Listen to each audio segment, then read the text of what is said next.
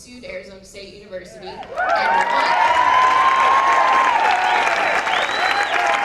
when Mark said that God made attorneys for a reason, he was right. They are on your side.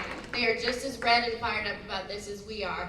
But I think the problem is a lot of us are kind of scared to own that. We're scared to own our beliefs. We're scared to own our religion. We're scared to own our conservative viewpoints. And I'm asking you, if you leave here with anything today, leave with a renewed sense of confidence to be confident in who you are and what you believe. Don't shy down from those conversations. Don't shy away from those vaccine mandates, those mask mandates. We, the people, run this country, not the politicians that we put in office. And those politicians should be one of us. And that's why we love Kari. She is an American person, just like we are. She didn't grow up a politician. She's just real. She's awesome, you guys. And so I'm so thankful to be able to be working on her campaign with her and all the amazing patriots that I meet every day by being able to do this. God puts you in a good place for a reason. So speaking of good people and being in good places, we have another amazing guest here by the name of Brandon Tatum. Who's familiar with him? Now, Brandon has a similar story as well. He was is a former police officer in Tucson, who is now a turned American conservative commentator. He wrote a book called Black and Blue, a really great book, and is also the founder of, what's your thing? The Tatum Report. So many out there, you guys, so many amazing conservative voices that are speaking out and sharing their perspectives, and he's just one of them. So I'm so honored to introduce to you Brandon Tatum.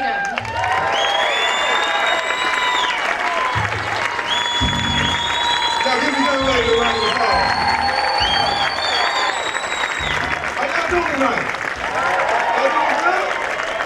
Well, make some noise if you love this state. Make some noise if you support the Second Amendment. Make some noise if you support Kari Lake. Make some noise if you support law enforcement. Right, I'm in a good place right now. But, I'm thankful to God to be able to be here. I'm here for three major reasons. The first one is to represent Jesus Christ. Y'all can give that a round of applause.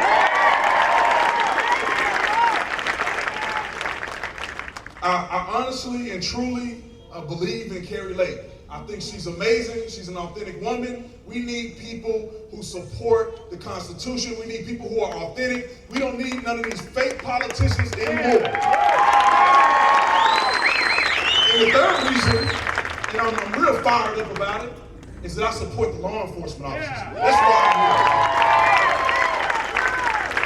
here. The men and women who go out and protect and serve, putting their lives on the line, not caring about their own future, but putting the people before themselves. The level of humility that you have to put on that uniform deserves a round of applause.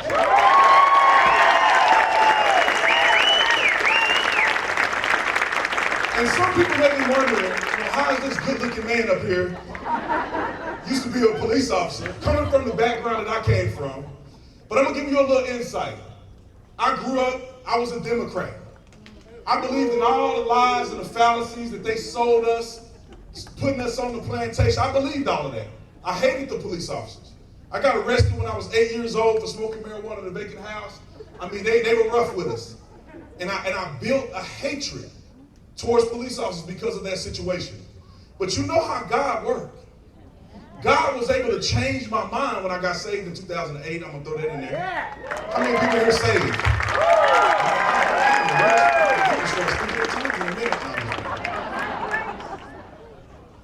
But so, as I got older, I had to get a job at some point after college. I played football at the University of Arizona. I was in the draft. I didn't get drafted. It was very disappointing. But I said, look, I'm a man. And men have to step up and make sure they take care of business. So I applied for everything in the city of Tucson. Nobody called me back except the police department. And it was funny. When I answered the phone, I thought they were going to arrest me or something. I'm like, well, how can I help y'all? But then they said, hey, you applied for the job. Are you still interested? I'm like, all right, we can talk now. I'll show up. But I knew nothing about policing. So I said, man, I better go do a ride along. How many of you guys in here have done a ride along? Oh man, that's a good number.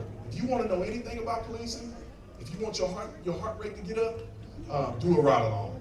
So I went, Officer Sean Payne. Anybody know Officer Sean Payne? I mean, he's a Tucson police officer. He's an amazing man. He has changed lives all over the world. But Officer Sean Payne gave me an opportunity to do a ride along. And it was the most amazing experience that I have ever had. For the first time in my life, I saw a hero. I used to think these football players were all heroes, and no offense to football players, you work hard, you got goals, you have aspirations, but it ain't nothing like somebody putting on a uniform. We went from changing a flat tire of an elderly lady, and I remember saying, I can do this is a cakewalk. I can do this every day. Come on, give me something better than that. Next call. We were going to a call where a man was actively trying to commit suicide. We were driving 70 miles per hour down a residential street, and I remember we almost died 3 or 4 times because people don't know how to move to the right. Okay, make sure you move to the right. Don't stop, don't pause, don't panic, don't text, move to the right. And so we go through, we get to the place, and we're scrambling. They don't know where it's at. I'm running with them. I'm looking like a homeless man. I got sweatpants on, and I'm running with them to this house.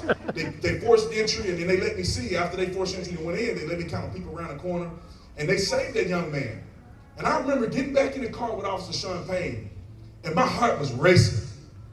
And he resumed the conversation that we had before that call. And he said, what was you saying about your mama? And I was like, I got a mama? I don't know what's going on. We almost died.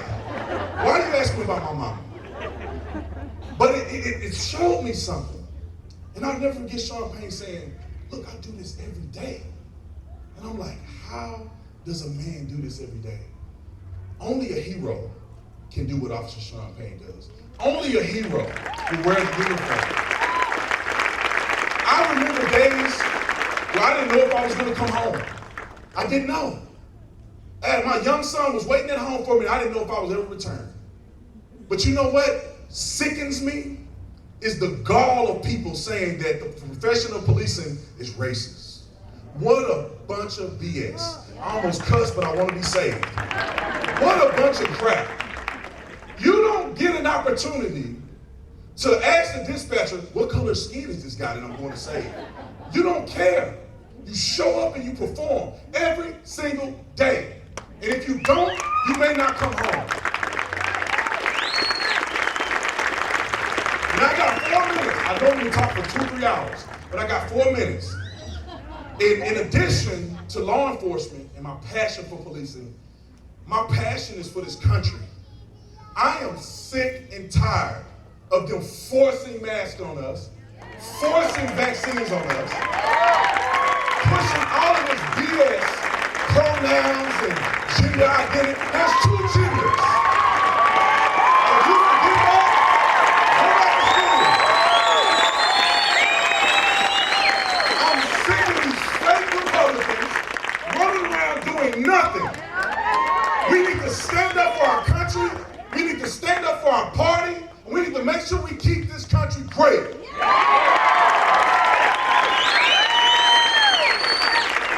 I'm sick of the lies. They won't tell you the truth. They lie on media. They lie on police officers. They lie on you, telling you that you're a racist because you stand up for American values. Having the flags flying is not racist. It's patriotic.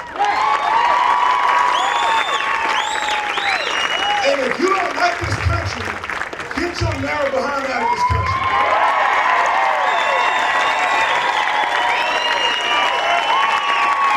We have fought too hard together to make this country what it is. I hate when I see people go back to slavery days and they want to make it seem like we're against each other. Listen, Harriet Tubman wasn't going to La La Land. There were white people who loved black people enough and wanted them free, and they worked with Harriet Tubman to free black people. Last time I checked, black people didn't have the opportunity to gain their own freedom based on a vote. The white people that I love so dearly, they are the ones that voted to abolish slavery in this country, to give black people a right to vote in this country. So I don't want to hear nobody try to divide us and pit us against each other. Let these dumb, racist people, whoever they are, let them go in circles in a cornfield somewhere. We're going to stand together as Americans. as one people under God.